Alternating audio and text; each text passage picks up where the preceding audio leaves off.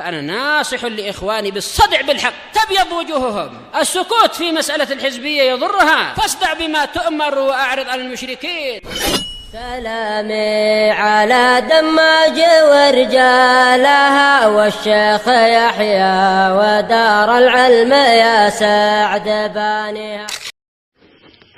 Bismillahirrahmanirrahim. Pada pelajaran kita Syarhul Manzumatil Baiquniyah, kita telah masuk pada hadis al-maqlub. Setelah sebelumnya kita selesai dari hadis asyad. Qala an-nadhimu rahimahullah, yaitu Imam Al-Baiquni rahimahullah mengatakan, wal maqlubu kismani tala. Ibdalu rawin ma bi rawin kismu wa qalbu isnadin li matnin kismu. Nah. Dan maqlub, hadis maqlub yang datang setelah syad, dalam susunan nazim ini. Nazam atau manzumah al-Baiquniyah, setelah syad maqlub. Dan maqlub terbagi menjadi dua. Ibdalu rawin ma bi rawin kismu, yaitu mengganti seorang perawi dengan perawi yang lain. Ini jenis yang pertama, macam yang pertama. Yang kedua, wa qalbu isnadin li matnin kismu, dan mengganti sanad untuk matan yang lain. Nah, selanjutnya akan datang penjelasannya insyaallah. Tala ay tabi asyad fi hadan nazm, mengikuti syad pada manzumah ini. Al-qismul awwal min al-maqlub ibdalu rawin bil akhar. Jenis yang pertama dari hadis yang maqlub adalah mengganti perawi dengan selainnya. Wal qismu tsani, dan jenis yang kedua tarkibu matnin li asnadin akhar, yaitu mendatangkan matan, memasang matan untuk sanad yang lain. Bukan sanadnya, tapi disambung dengan sanad itu. Wal aks, atau kebalikannya, matan ini diganti sanadnya dengan sanad yang lain. Diganti, dibalik. Ini makna qalb. Makna qalb artinya memutar, membalik, mengganti. Nah, wal qasdu minhu imtihanu dhabtin wa hifdhi ba'dil muhadditsin. Dan terkadang tujuan untuk melakukan hal ini yaitu mengubah, mengganti matan dengan sanad yang lain, sanad yang satu diganti dengan matan yang lain. Tujuannya untuk mengetes, menguji sisi kekuatan hafalan dan dhabt sebagian dari ahli hadis. Nah, jadi terkadang guru mengetes muridnya dengan ini, yaitu dengan membalik-balikkan matan dan sanadnya. Matan yang lain, sanadnya lain. Apakah ini sudah benar? Dites muridnya. Kalau dia hafalannya kuat, ini tidak benar. Harusnya matan ini ke sanad yang lain, bukan sanadnya ini. Baik. Akan datang pembahasan hukum dari melakukan hal ini. Qala al-Imam Az-Zahabi rahimahullah fil Mawqidah, al-maqlubu huwa ma rawahu asy-syaikh bi isnadin lam yakun kadzalik.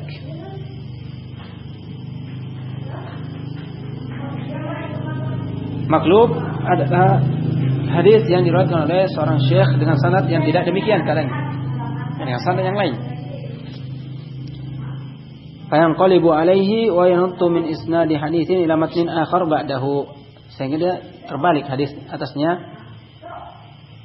dan mendatangkan sanad hadis, memasukkan sanad suatu hadis ke matan yang lain. Bukan tidak sepasang, bukan pasangannya. Nah, jadi sanad hadis yang lain dia masukkan ke sanadnya tidak pas. Baik. Atau matannya dimasukkan pada sanad yang bukan jalurnya. Yang qaliba alaihi ismu rawin, atau terbalik nama perawinya. Misal Murrah bin Ka'ab bi Ka'ab ibni Murrah. Nah, contohnya Murrah bin Ka'ab terbalik dengan Ka'ab bin Murrah. Terbalik dia. Nama bapak berubah menjadi nama anak. Baik. Wa Sa'ad bin Sinan bin Sa'ad. Sa'ad bin Sinan berubah menjadi Sinan bin Sa'ad. Ini namanya maqlub. Faman fa'ala dzalika khata'an faqarib. Siapa yang terjatuh pada hal ini melakukannya karena keliru, salah hafal atau salah ucap, maka qarib, dekat. Waman ta'ammada dzalika wa rakkaba matnan ala isnadin laysa lahu fa huwa sarikul hadis. Tapi siapa yang melakukan hal itu dengan sengaja, kemudian dia memasang suatu matan kepada sanad yang bukan sanadnya, sanad dari matan itu, maka dia itu pencuri hadis. Wa huwa alladhi yuqalu fi haqqihi fulanun yasriqul hadis. Dialah yang dikatakan pada perawi yang semacam ini, yang disifati oleh ahlul hadis, fulan yasriqul hadis, mencuri hadis. Nah, apabila disengaja menukar-nukar sanad dan matannya. Wa min dzalika ayasriqa haditsan ma sami'ah. Dari antara bentuk pencurian hadis, dia mencuri hadis yang dia tidak dengar. Fayadda'i sima'ahu min rajulin. Kemudian dia mengaku bahwasanya dia mendengarnya dari seorang guru, seorang laki-laki. Wa in saraqa fa'ata bi isnadin dha'ifin li matnin lam yathbut sanaduhu fa huwa akhaffu jurman mimman sariqa haditsan atau saraqa haditsan lam yasihhu matnuh. Apabila dia mencuri hadis kemudian dia mendatangkan yang sanad yang dhaif untuk suatu matan yang memang tidak sabit sanadnya, jadi dia datangkan sanad yang dhaif. Tapi matanya juga memang asalnya sanad yang aslinya itu juga memang tidak sabit, dhaif juga, tidak bisa diterima juga. Kemudian dia datangkan sanad yang lain, kemudian dia sambungkan, tapi dhaif juga. Ini lebih ringan, masih ringan kejahatannya daripada orang yang mencuri hadis yang hadisnya itu matanya tidak sahih. Lam yasihha matnuhu wa rakkaba lahu isnadan sahihan. Tapi dia kasih sanad dengan sanad yang sahih, jalur yang sahih. Nah, ini lebih besar kejahatannya dan dosanya. Kenapa? Karena mengubah hadis dhaif menjadi hadis sahih. Dan konsekuensinya akan diamalkan. Ya enggak? Konsekuensinya akan diamalkan. Tapi kalau memang asalnya hadis dhaif, kemudian didatangkan juga sanad yang dhaif, ini cuma dusta, jatuh kepada kedustaan, tapi orang sudah tahu ini sanadnya lemah dan asal matanya juga lemah. Tapi kalau tidak, misalnya matanya dhaif, kemudian dia bikinkan sanad yang sahih, nah ini bahayanya besar. Mudaratnya besar karena orang akan tertipu dan mengira itu adalah hadis sahih dan mengamalkannya. Atau sebaliknya, sanad yang atau matan yang sahih, hadis sahih matannya, tapi dia datangkan sanad yang dhaif. Ini juga akan membuat hadis itu dia tidak diamalkan dan tidak teranggap. Nah, ini juga sama. Fa inna hadza naw'un min al-wad'i wal iftira. Karena ini merupakan bentuk pemalsuan hadis dan iftira, mengadakan kedustaan.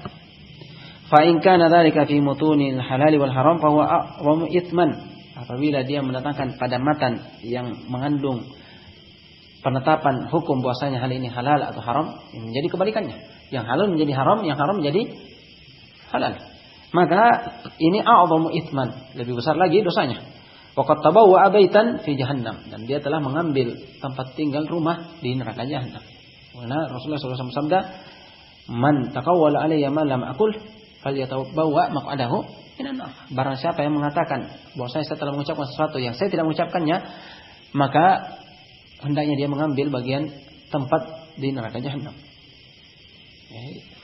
Ancaman yang keras bagi siapa yang memasukkan hadis dan menisbatkan hal itu kepada Rasulullah SAW, sementara Rasulullah SAW tidak mengucapkannya sama sekali, sementara dia tahu bahwa itu dia dusta. Wa amma sariqatus sima wa addi'a ma lam yasma' min al-kutub wal ajza' fa hadha kadhibun mujarrad. Nah, adapun sariqatus sima mencuri pendengaran, maksudnya dia mencuri dan mengaku bahwasanya dia telah mendengar sesuatu yang dia tidak dengar dari suatu kitab atau ajza' juz-juz, maka ini hanya sekedar kedustaan. Laisa minal kadhibi ala Rasul sallallahu alaihi wasallam bal minal kadhibi ala syuyukh. Nah, bukan kedustaan atas Rasulullah, atas nama Rasulullah SAW, akan tetapi kedustaan atas nama syekh, gurunya. Bahwasanya dia telah mendengar dari fulan, ternyata tidak. Adapun hadisnya tetap apabila dari fulan sampai kepada Rasulullah SAW, apabila sahih dan dhaif tetap dhaif. Hanya saya dia berdusta bahwasanya dia mendengar dari fulan dan dia mendengar langsung padahal dia cuma mengambil kitab atau menelan perantara atau semisalnya. Maka ini dustanya atas nama syekh itu, bukan kepada Rasulullah SAW. Walan yufliha man ta'anah, akan tetapi tidak akan beruntung siapa yang melakukan hal itu. Wa qalla man satarallahu alaihi minhum, dan jarang Allah Subhanahu wa taala menutup aibnya dan membiarkan dia tidak ketahuan dusta. Faminhum man yaftadih fi hayatih, di antara mereka ada yang terbongkar kedustaannya sementara dia masih hidup. Wa minhum man yaftadih ba'da wafatih, dan di antara mereka ada yang terbongkar kedustaannya setelah dia meninggal. Fa nas'alullah sitra wal afah, maka kita memohon kepada Allah al-af, pengampunan dan as-sitr, yaitu ditutup dari terbongkarnya dosa dan kesalahan. Intaha. Qala Az-Zarqani fi syarhi al-Manzumah. Berkata Imam Az-Zarqani dalam syarahnya terhadap Manzumah al-Baikuniyah, wal maqlubu ismun maf'ul, yang diganti. Wa huwa tabdil man ya'rif bi riwayati haditsin bi ghairihi, yaitu penggantian dari orang yang mengetahui, yang tahu bahwasanya itu bukan sanadnya, tapi dengan sengaja dia mengubah dengan meriwayatkan hadis dengan selainnya, mendatangkan sanad kemudian diganti matannya, atau mendatangkan matan dengan sanad yang lain dengan sengaja. Wa huwa min aqsamid dhaif, dan hadis maklub ini termasuk dari kategori hadis dhaif. Kismani ay kilahuma amdan fi sanad, keduanya baik itu dia mengganti perawi yang satu dengan perawi yang lain dengan sengaja, atau dengan sanad yang satu dengan sanad yang lain, semuanya dengan sengaja. Tala asyad fi hadhil manzumah, yang datang setelah syad dalam sisi susunan hadis sahih, hasan, dhaif, kemudian setelah itu hadis syad, setelah itu tala setelahnya datang maklub dalam manzumah ini, susunan manzumah al-Baikuniyah. Ibdalu rawin masyhurun bihil hadis, mengganti seorang perawi yang dikenal dengannya hadis tersebut. Ma rawin kan, ayu rawin kan. Nah, ayu rawin kan, perawi apapun dia, siapapun perawinya. Bi rawin akhar, dengan perawi yang lain. Makanahu fi tabaqatihi, menggantikan posisinya di tingkatan dia. Apa tujuannya? Liyasira bidzalika ghariban marghuban fih, agar menjadi hadis yang gharib, asing ini. Dia tidak yang masyhur, yang jarang didapati, berubah. Bukan perawinya yang kita tahu, yang sering kita tahu. Tapi dia ganti dengan tujuan itu, supaya biar gharib, dan orang-orang yang suka mencari hadis-hadis gharib suka dengan hadis tersebut dan mencari-carinya. Mimman wuqifa alaihi liqaunil masyhur khilafu. Nah, sehingga marghuban fi, dari apa yang diketahui karena masyhur itu menyelisihi hadis yang gharib ini. Nah, yang diketahui dari fulan jalur ini. Hadis ini dari jalur fulan, ternyata dia datang meriwayatkan dari jalur selainnya dengan nama lain, sehingga orang, kenapa bisa ada perawi yang lain? Mungkin dia punya sanad atau yang gharib yang lainnya. Dan biasanya ahlul hadis sebagiannya suka yang seperti ini. Nah, sebagian dari penuntut yang terutama penuntut hadis, dia mencari yang ini untuk mengumpulkan nanti. Tujuannya untuk mengumpulkan. Kismul awal, ini jenis yang pertama. Waalaikumsalam warahmatullahi. Mithaluhu hadithun rawahu Amr bin Khalid al-Harrani an Hammad bin Amr an-Nasibi an al-A'mash an Abi Salih an Abi Hurairah marfu'an, sampai kepada Nabi sallallahu alaihi wasallam, "Idza laqitumul musyrikina fit thariq fala tabda'uhum bis salam" al-hadis. Nah, contohnya hadis yang diriwayatkan oleh Amr bin Khalid al-Harrani dari Hammad bin Amr an-Nasibi dari A'mash dari Abi Salih dari Abu Hurairah, bahwasanya Rasulullah SAW bersabda, apabila kalian bertemu dengan orang-orang musyrik di jalan, maka janganlah kalian memulai dengan salam. Jangan memulai mereka dengan memberi salam. Dan ini hadis sahih. Termasuk dari adab apabila yang kita ketemu adalah orang musyrik, maka kita tidak memulainya dengan salam. Fahadha haditsun maqlubun. Maka hadis ini adalah hadis yang maklub. Maklub dari sisi mana? Dari sisi sanadnya. Yaitu dia mengganti perawi dengan perawi yang lain. Adapun hadisnya hadis sahih. Nah.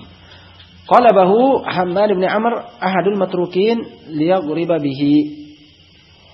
Jadi Hammad bin Amr salah satu dari orang yang matruk, dia mengubah dengan tujuan agar menjadi hadis gharib, hadis yang asing. Wa inna ma huwa ma'ruf bi Suhail bin Abi Shalih an abihi an Abi Hurairah. Sementara yang ma'ruf dari jalur Suhail bin Abi Shalih, bukan dari A'mash. Bukan dari A'mash. Jadi Suhail bin Abi Shalih dari bapaknya Abu Shalih dari Abu Hurairah. Kama fi Muslimin, sebagaimana dalam riwayat Imam Muslim. Wala yu'rafu anil A'mash, dan tidak diketahui bahwasanya hadis ini diriwayatkan dari A'mash dari Abi Shalih.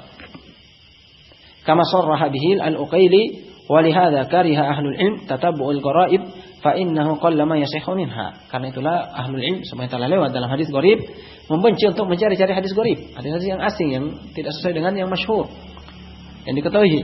Karena jarang hadis itu sahih. Hadis gharib sahih. Ini yang pertama. Wa qul bi isnadin tam, mengubah isnad secara sempurna limatnin hadis fa yaj'al limatnin akhar marwiyan bi sanadin akhar. Jadi sanadnya diubah secara sempurna untuk satu matan. Yang asalnya sanadnya ini dia ganti dengan sanad yang baru untuk matan yang sama. Wa yaj'al hadzal matn li asnadin akhar bi qasdi imtihani hifdzil muhaddits wa ikhtibarihi. Dan kemudian dia menjadikan matan ini dengan sanad yang lain, apa tujuannya? Untuk mengetes hafalan al-muhaddits dan mengujinya, baik itu muridnya atau gurunya atau selainnya, dengan tujuan dites ini kuat hafalannya apa enggak. Ketika diganti dia bisa tahu apakah ini diganti atau tidak. Baik. Hal ikhtalata aw la? Apakah dia ini mukhtalit, sudah bercampur hafalannya atau belum? Atau tidak? Wa hal yaqbalu talqin aw la? Apakah dia menerima talqin, yaitu ketika disampaikan di talqin bahwasanya ini adalah hadis ini, kemudian dia iyakan tanpa mengecek dan memperhatikan apa yang disampaikan ataukah tidak. Nah, kalau dibalik, sengaja dibalik, ya hadisnya demikian kan? Kalau dia asal terima, iya begitu. Nah, padahal dia tidak tahu. Nah, ini berarti dia terima talqin. Dia terima talqin. Tapi kalau dia tidak, bukan begitu hadisnya, berarti hafalannya masih kuat, dia tidak bercampur dan dia tidak menerima talqin. Kalau ada yang mengatakan hadisnya begini, Anda, saya tahu hadisnya demikian dan demikian, ada berarti dia masih nabah, memiliki perhatian dan kesadaran dan tidak bercampur hafalannya dan kuat hafalannya. Waqad yuqsadu biqalbi sanadi kullihi aidan al-ikram. Dan terkadang tujuan untuk mengubah sanadnya secara sempurna juga untuk ikrab, biar asing. Ada sanad baru dengan hadis ini. Nah, idla yanhasiru fi rawin wahid. Karena dengan tujuan ikrab itu tidak hanya sebatas satu perawi saja yang diganti, bisa jadi dia ganti seluruhnya. Nah, fa yakunu dzalika kal wad'i. Maka yang demikian itu sama seperti dia memasukkan hadis. Kama annahu yaqsudu biqalbi rawin wahidin aidan al-imtihan. Sebagaimana juga terkadang dia juga memaksudkan dengan mengubah satu perawi dengan perawi yang lainnya dengan tujuan mengetes juga. Tujuan menguji. Wa huwa haramun illa biqasdil ikhtibar. Dan hukum melakukan hal ini itu haram, kecuali apabila dengan maksud untuk mengetes saja, mengetes.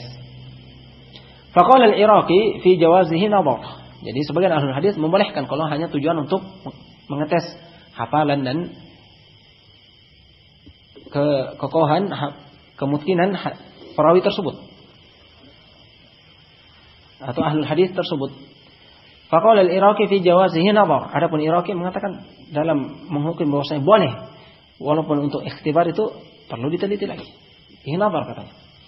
Li'annahu idza fa'alahu ahlul hadis la yastaqirru haditsan. Kenapa? Karena kalau dilakukan oleh ahlul hadis sengaja mengubah-ubah hadis, maka tidak akan tetap suatu hadis itu. Dan seseorang akan bingung. Yang mana yang hadis yang benar? Nah. Wa mimman fa'ala dzalika Syu'batu wa Hammad bin Salamah. Dan di antara yang melakukan hal itu, mengubah-ubah ini dengan tujuan untuk mengetes adalah Syu'bah dan Hammad bin Salamah. Wa qad ankara Haramiyyu ala Syu'bata wa qala ya bi'sa ma sana'ta. Sementara Al-Harami mengingkari Syu'bah ketika melakukan hal itu dan mengatakan alangkah buruknya apa yang kamu lakukan ini. Qala Al-Hafidz Ibnu Hajar wa syartul jawazi alla yastamirra alaih bal yantahi bintiha'il hajah. Nah, jadi Al-Hafidz Ibnu Hajar mendatangkan syarat kapan itu boleh, yaitu boleh apabila dia tidak terus-menerus melakukan hal itu. Tapi dia berhenti ketika telah selesai hajat tujuannya. Nah, jadi tujuannya hanya untuk ketika mengetes murid atau guru atau ahlul hadis dari sisi hafalannya. Apabila selesai, khalas, dia tidak boleh lagi melakukan hal itu. Adapun apabila setiap dia mentahqiq sengaja mengubah katanya untuk mengetes, maka akan rusak hadis. Nah, tapi dalam keadaan tertentu untuk mengetes hafalan perawi atau seorang ahlul hadis, maka pada hajat itu saja, setelah itu sudah. Tidak boleh dia istirsal dan terus menerus melakukan hal itu. Nah. Wa amma man qalabah sahwan ala riwayatih. Adapun insyaallah ini kita lanjutkan besok insyaallah. Karena waktunya telah panjang. Kita lanjutkan pada pertemuan berikutnya. Kemudian melanjutkan jenis berikutnya yaitu hadis al-fard. Cukup sampai sini. Subhanakallahumma bihamdik, asyhadu an la ilaha illa anta, astaghfiruka wa atubu ilaik.